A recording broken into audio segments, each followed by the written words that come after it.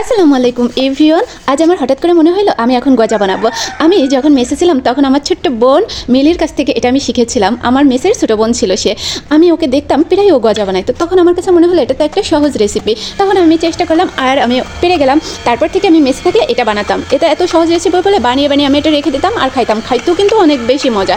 তোমরা যারা বানাইতে পারে তাহলে তো খুব ভালো, আর যদি বানাইতে না পারে তাহলে দেখো আমি কীভাবে বানিয়েছি। একটা ময়দার ডো বানাইতে হবে, ময়দা দিয়ে তেল দিয়ে মেখে ডো বানাবো। তারপরে হচ্ছে এটাকে কেটে নিবা সুন্দর করে, যে আমি যেভাবে কেটে নিলাম একটু।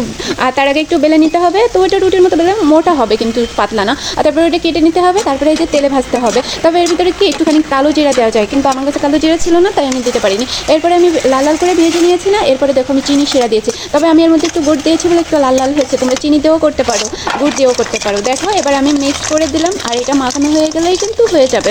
দেখো এটা কিন্তু খুব টেস্টি, বাজারেরটাও কিনে খেতে যেমন মজা, এটাও বানিয়ে খেতে কিন্তু ঠিক সেম